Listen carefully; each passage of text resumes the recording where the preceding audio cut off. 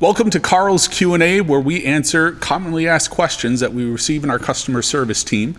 Today we are going to be answering questions about our enclosure kits.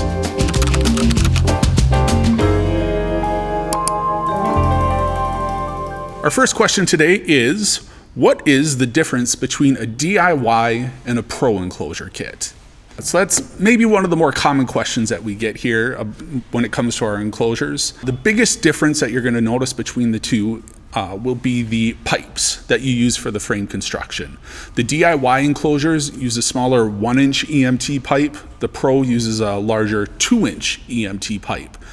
So you'll get larger corner fittings and then obviously larger pipes to put it together. What that does is allow us to make the Pro enclosure to a much larger size. With our DIY, we're restricted to about 13 feet or so of total width. With a Pro, we can go up to 20 feet wide and 20 feet deep if you want to.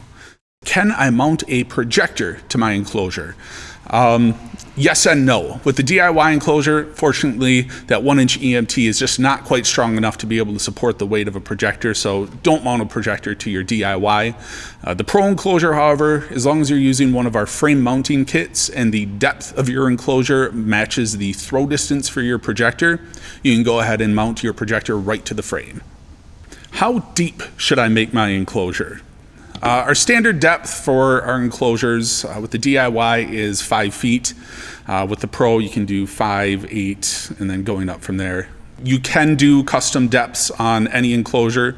With the DIY, you can reduce the depth below 5 feet. Usually the general recommendation we have is a 3-foot minimum, just so you've got enough protection there to try to catch some of those higher lofted shots, because the less depth you have, the less protection you have. And that'll go with the Pro enclosure too. We can customize it up to 20 feet deep. We can go less. You just have to be aware that, again, you'll have less protection. Why is the vertical pipe for my back cover kit shorter than the rest of my vertical pipes? Basically, that is because the vertical pipes on your back cover kit are only supporting the weight of the back cover, which doesn't weigh a lot. We make them a little bit shorter to make it easier to fit into the fittings, because if they were the full length like the rest of the pipes, it would be very difficult to get the vertical pipe up into the top fittings and then down into the bottom. Okay, why do you need so much space above the top of your Pro enclosure? So with our Pro enclosure kits, we recommend leaving at least 6 inches of space between the very top of the enclosure and the ceiling, or really anything above it. That is for assembly. During the assembly process, you will end up lifting the front pipes out of their fittings.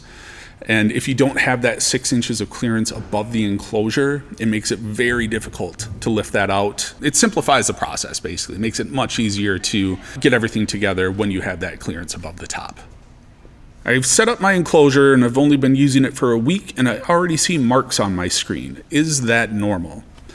Yes, that is. Right when you start hitting golf balls into the screen, there's a chance you are going to see marks, you're going to see dimples. When the ball hits the screen, it stays in contact with that screen, even if it's just for a fraction of a second, and that ball is on the screen and it's rotating. So it's on the screen rotating and creating a lot of friction, so there might be a little bit of a burn mark that's created on the screen. You're going to get that with any impact screen, any enclosure.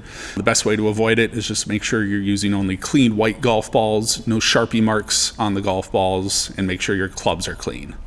But all that being said, screens are wearable items. They wear down over time, so eventually you are going to have to get a replacement. Sometimes people get a screen and think it's just going to last them forever. Unfortunately, that's not the case. Do you upcharge for a custom-sized enclosure?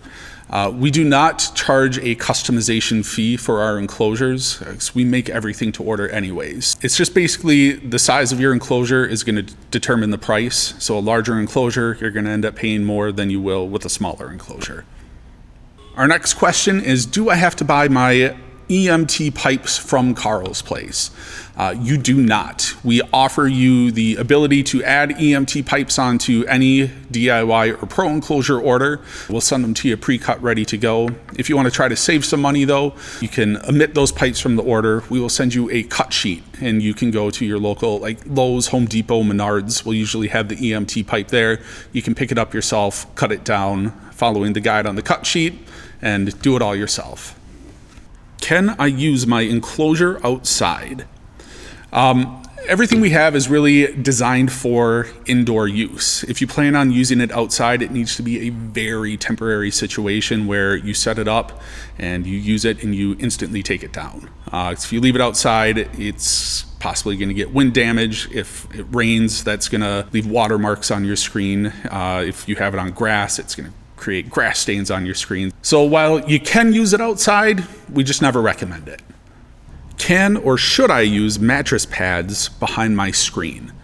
So you'll see that recommendation a lot online, people putting a mattress pad behind the screen to cut down on noise or bounce back, which it can do, but we never recommend that. We recommend leaving 12 inches of space free and clear behind the screen.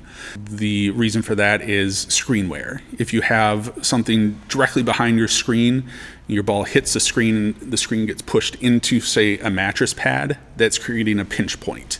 And that is going to create more friction on the screen. It's not going to allow the impact of the ball to dissipate as well across the screen, and it's going to lead to excess wear.